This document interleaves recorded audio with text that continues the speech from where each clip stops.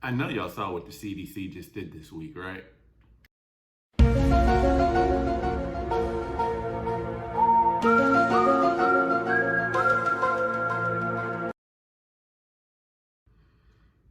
So I want to welcome everyone to my brand new channel. This is Bruce the Boss, and just want to encourage everyone to please subscribe and like the video so that the truth and alternatives to the propaganda that they're spitting out there in this matrix gets heard and able to be seen by even more.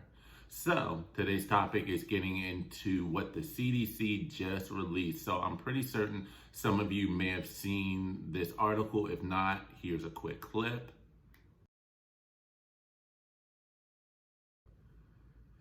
So essentially, the CDC just quietly released information admitting to the fact that only 6% of all of the COVID-19 deaths here in the United States were due to the coronavirus only. There were no other contributing factors, no underlying conditions.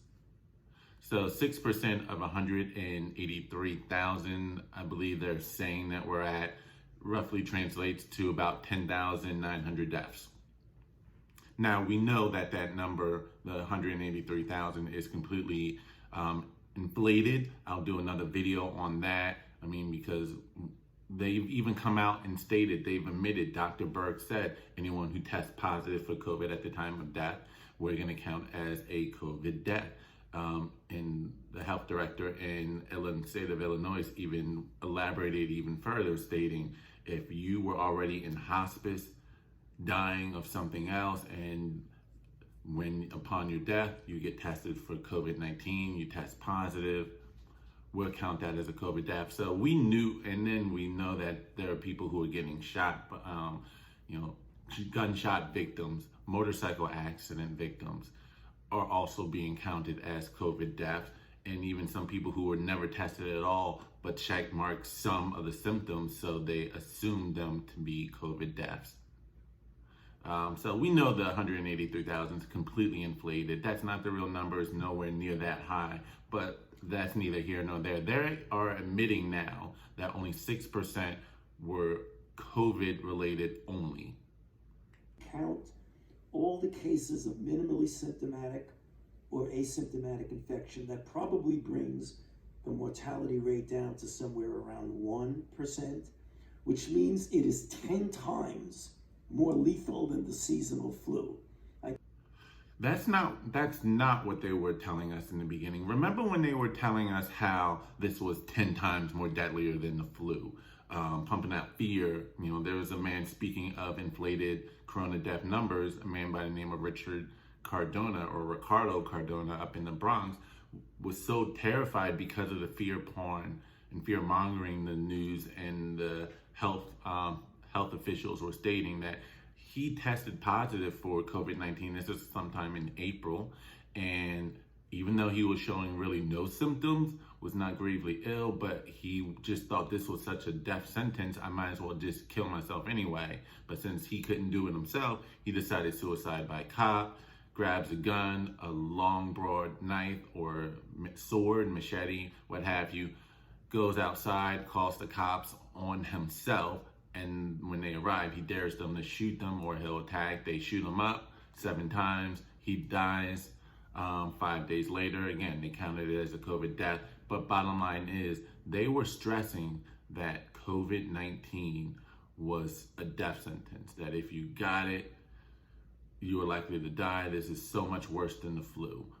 If you dare go outside or try to get pizza, you're likely to die. There were memes going out showing graves of people who were clearly marked born in the 1980s, 1990s. Oh, I thought it was no big deal. I just thought I'd go get some pizza on their graveyard. So they were pushing this, and now they are admitting if you don't have a comorbidity, you are likely to be okay. Only 6% of the deaths were strictly COVID related, solely. Now, when President Trump retweeted this, of course, they tried to attack him as bringing false news, fake news, misinformation, false. He had to come and try to clean it up. And of course, people in the mainstream media are going to try to say, no, this is not underplaying or undermining the seriousness of the virus as a whole. The remaining 94% still died from COVID-19, even though they were morbidly obese, diabetes, high blood pressure, COPD, they were still going to live. Those conditions were not fatal, at least not in and of itself, not immediately. COVID-19 may have just been one of the contributing factors, but it was still the primary cause. They're trying to clean it up. They really must think we're stupid, and for the most part, there are a lot of people who fell for it in the beginning, but I truly believe a lot of people are waking up to the false narratives of this virus. Again, now, yes, those 94% of people did die, and the coronavirus may have been a contributing factor, but that then leads to another new discussion that they don't want to have regarding this coronavirus. And that is, if you are young and healthy, no other underlying conditions, you don't really have much to fear of this virus. Not really. And now they're trying to put out this new fear of long-term effects, or long-term effects, like you can get it and beat it, but still have long-term effects like trouble breathing. So they're now trying to push, okay, you may not die, but there may be lingering effects. But bottom line is, only 6% of the people who they claim to have died of the COVID-19 virus died solely from that. So that's only, again, that only attributes to about 10,000 people. So they don't want to address the elephant in the room, i.e., if you're healthy, no other underlying conditions, then you should be okay to and willing to accept the risk of possibly catching it, beating it, and developing some form and trying to create some form of herd immunity. The other elephant in the room that they really don't want to address is the health of the people in this country and around the world. Because a lot of the people who do have a lot of these comorbidities, or should I say pre-existing conditions, a lot of them are due to bad lifestyle choices, bad eating habits, not working out, not staying active, and they don't want to address that elephant in the room and how we really need to start changing that. But with this new information, we now know who, for a fact, who really is at risk. Because not everybody is at risk of serious illness and or death from this virus and can go back out into society. All right, we need to focus on those who are at risk. And this is telling us there are only certain people who are at risk. And we need to take certain precautions to protect them, and or certain precautions only need to be taken by that segment of society. We do not need a one-size-fits-all plan and or measure. That just doesn't make sense. But they don't want to have that conversation. Why? Because it benefits them politically to have everything that's going on right now.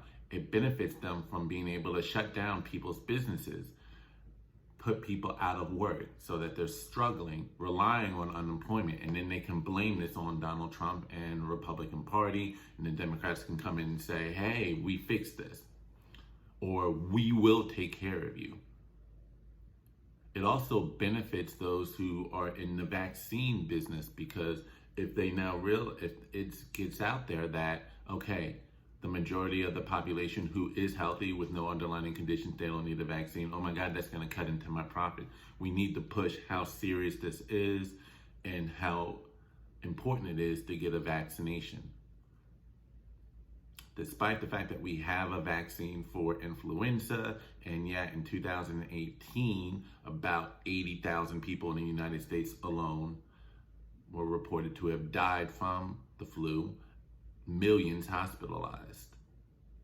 and we still have a flu vaccine. So, again, so what's a vaccine really worth, and can they really get one out? But it benefits them. They've also gained so much power, the power to tell you where you can and cannot go, who can remain in business, what businesses can continue to prosper.